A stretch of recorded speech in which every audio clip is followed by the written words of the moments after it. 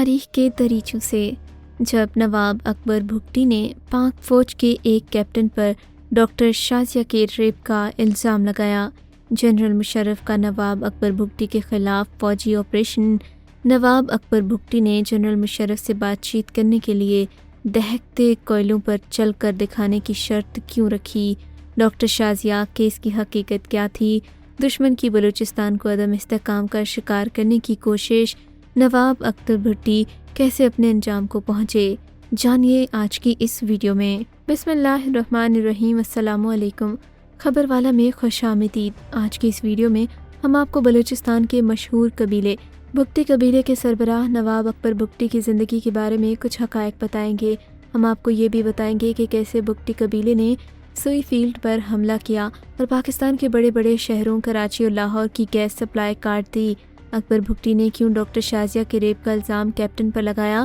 جب جنرل مشرف نے نواب اکبر بگٹی کو مذاکرات کی دعوت دی تو نواب اکبر بگٹی نے مشرف کو دہکتے کوئلوں پر چل کر دکھانے کی شرط کیوں رکھی؟ کیسے نواب اکبر بگٹی کی موت نے بلوچستان میں آگ لگا دی تھی؟ نواب اکبر بگٹی بلوچستان کے انتہائی طاقتور اور مشہور قبیلے سے تعلق رکھنے والے نواب تھے، جہاں ایک طرف خود کو مکمل طور پر بلوچ ثقافت کے رنگوں میں ڈھالے ہوئے ایک قبائلی تھے، دوسری طرف نواب اکبر بگٹی جدید انگلش لٹریچر اور مغربی فلسفے کے دلدادہ تھے۔ تاہم اپنی شخصیت میں کئی رنگ سموئے نواب اکبر بگٹی کی زندگی کا بیشتر حصہ تنازعات کے ساتھ گزرا۔ پہلی دفعہ نواب اکبر بگٹی 1959 میں جیل گئے، پھر ایوب خان کے 10 سالہ دور میں 8.5 سال مختلف جیلوں میں رہے۔ ایوب خان کے زمانے میں نواب اکبر بگٹی کو گرمیوں میں قیدیوں کو ملتان اور سبی میں رکھا جاتا تھا، جبکہ سردیوں میں انہیں کوئٹہ جیل بھیج دیا جاتا تاکہ انہیں زیادہ سے زیادہ تکلیف ہو۔ جب ایوب خان نے اقتدار چھوڑا اور جنرل یحییٰ نے اقتدار سنبھالا تو نواب اکبر بگٹی کو رہائی ملی۔ کہا جاتا ہے کہ نواب اکبر بگٹی نے اپنی زندگی کا پہلا قتل محض 11 سال کی عمر میں کیا تھا، مگر نواب اکبر بگٹی کہتے ہیں کہ ضروری نہیں یہی قتل میری زندگی کا پہلا قتل ہو۔ یہ وقت تھا سن 1905 کا، جب کوئٹہ کے ایک ہسپتال میں ایک لیڈی ڈاکٹر شازیہ کے کمرے میں رات کے 2 بجے ایک نقاب پوش آدمی داخل ہوا اور ڈاکٹر شازیہ کا گن پوائنٹ پر ریپ کیا۔ ڈاکٹر شازیہ کے ریپ کا الزام پاک فوج کے ایک کیپٹن پر لگا۔ نواب اکبر بگٹی نے جنرل مشرف سے تحقیقات کا مطالبہ کیا، مگر جنرل مشرف نے ان الزامات کو ماننے سے انکار کیا اور انہیں جھوٹا قرار دیا۔ ادھر بلوچ قبائل کا خون کھول رہا تھا، وہ ڈاکٹر شازیہ پر حملے کو اپنی غیرت اور عزت پر حملہ تصور کر رہے تھے۔ جنرل مشرف کی طرف سے مذاکرات کر کے معاملے کو سلجھانے کی پیشکش کو نواب اکبر بگٹی نے یہ کہہ کر انکار کیا کہ جنرل مشرف پہلے بلوچ روایت کے مطابق پاک آرمی کے کیپٹن کو بلوچ جرگے کے سامنے پیش کریں اور وہ بلوچ جرگے کے سامنے دہکتے کوئلوں پر چل کر دکھائے، مگر جنرل مشرف نے اس بات سے انکار کیا اور نواب اکبر بگٹی کے خلاف آپریشن کی دھمکی دی۔